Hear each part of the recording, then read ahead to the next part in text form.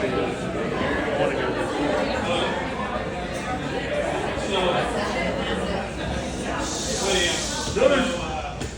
know we said we were going to stick to the script, but the power of the microphone is real. We'll stick to the script. Mom, love you. I got it. So what a beautiful wedding and venue. And thank you to Mr. and Mrs. Archibald. For those who don't know me, I'm John, the oldest brother of Robert. And this is William, the middle brother. And together we're honored to be standing here as Rob's best man. Now I should say that Robert usually proofreads all of my speeches. So please forgive me if there's any errors, and direct all your complaints to William. Thanks, John. So, I was a bit surprised when Rob asked me to be one of his best men at his wedding. A lot of our childhood, I terrorized my little brother.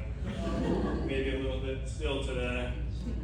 I may have convinced him in elementary school to skip his lunch for a year, donate his lunch money to my Razor scooter fund. He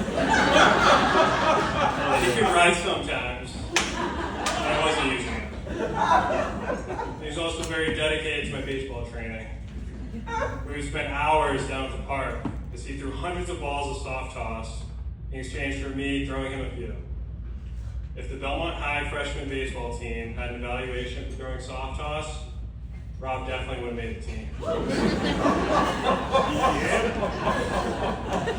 And to be fair, I probably started the whole baseball obsession in the first place. Back when I was in high school, I dragged both Will and Rob down to the park with me. Rob didn't always get much of a turn being the youngest, but he definitely got a world-class education in chasing down baseballs. And through it all, Rob stayed loyal. One memory that sticks with me, before my first deployment, Rob and my parents came down to Camp Lejeune to see me off. The night before I left, Rob was showing me his new iPod he got for his birthday. It had all my favorite songs, and we spent the night jamming out. The next day, as I said goodbye to my family and left on a ship into the dark, unknown seas as a scared 18-year-old, I remember climbing into my bed the first night, reaching into my bag, finding the brand new iPod Rob snuck in there. The comfort and joy it brought me for those first few challenging weeks at sea, I'll never forget.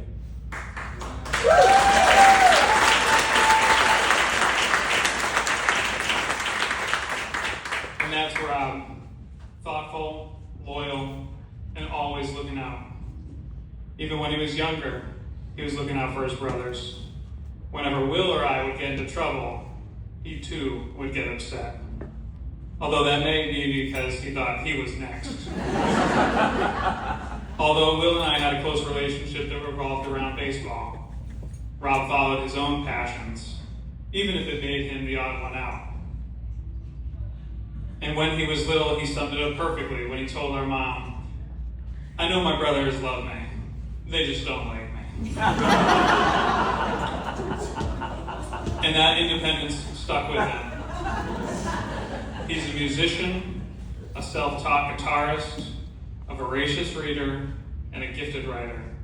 He's witty, smart, and always the one who brings laughter to our family. Some of my favorite images of him are from when we were little.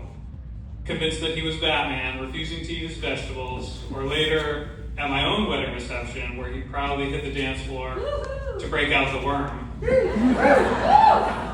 want to see that tonight, by the way. Yeah. That's Robert, always full of energy and never afraid to be himself. As we got older, me and Rob's relationship grew closer. Although we did spend hours playing video games together, some of my most fond childhood memories, those long, boring summer days when we turned our beds into wrestling rings, created elaborate storylines for WWF wrestlers, 27 Kid and Jelly Dude. War turned our dad's long hallway into a baseball diamond. One summer, we got a hold of a camcorder. This was when Rob's sense of humor and creativity really shone through. Rob would capture real family arguments, then stick a camera in my face for my confessionals to get my thoughts on what happened. Thank God social media wasn't around yet. My family had been viral for all the wrong reasons. His timing, delivery, and commentary had everyone in tears, even if you were the butt of the joke. Rob was the class clown in school too. And even at a young age, his teachers would say it was hard for them to keep a straight face and discipline him because he was actually hilarious. Yeah, let's just say some of Rob's educational experiences may explain why he fits in so naturally today as the Dean of Students. Who better to catch kids misbehaving than the guy who wrote the playbook himself?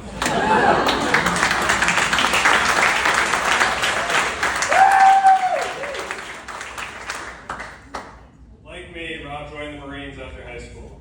I could tell in his boot camp graduation that he had found purpose, focus, and discipline. He stood tall, drove those heels, greeted me as Lance Corporal. Rob did things in the Marines that most will only see on recruiting commercials, like fast roping at helicopters on a ship in the middle of the ocean.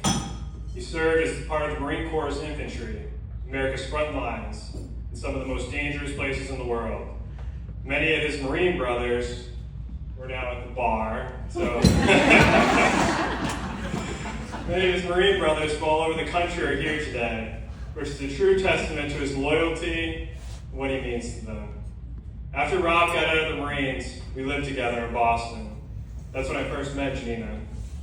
I asked Rob who the cute girl was and if they were seeing each other.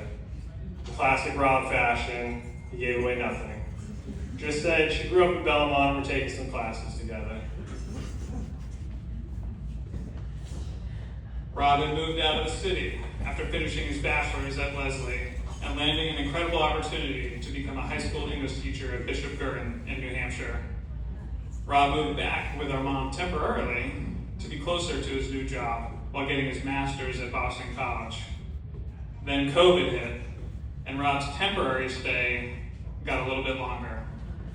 Mom and our stepdad started to notice a girl showing up more frequently, and Rob's cover was blown.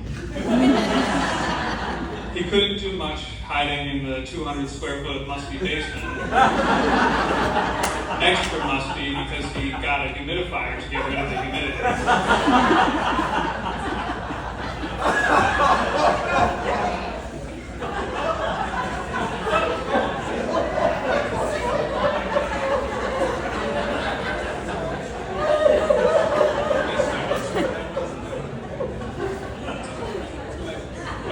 With his dog Riley, and later to find out a rat. Although they didn't have much down there, Rob used what he had. George Foreman, Instapot, grill. He did what he could to make dinner special and romantic for his new girlfriend.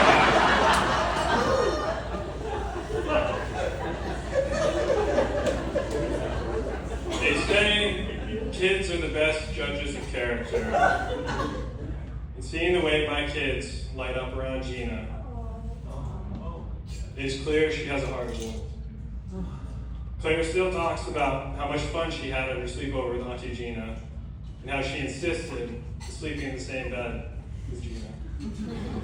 At family gatherings, most of the time, you can find Gina coloring with the kids or holding a baby. She has clearly found the right profession as an elementary school teacher. Dealing with a classroom full of 6-year-olds all day, she has the patience of a saint, which she'll need with Rob.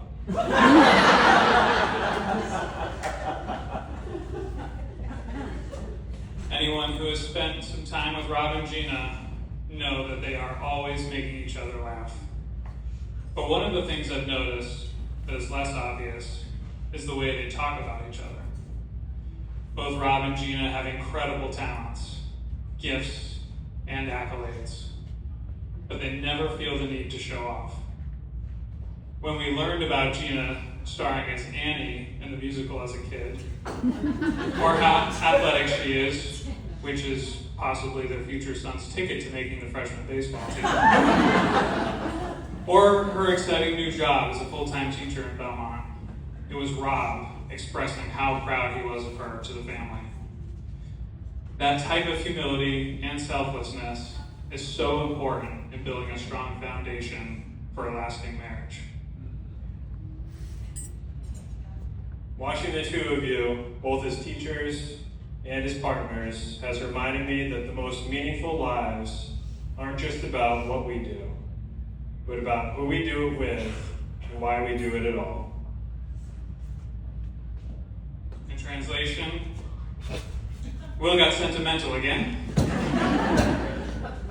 But the truth is, he's right. Gina, we are so happy to welcome you to the family. So let's raise a glass to love with purpose, To partnership with heart, and to a future that makes just as big an impact as the two of you already have.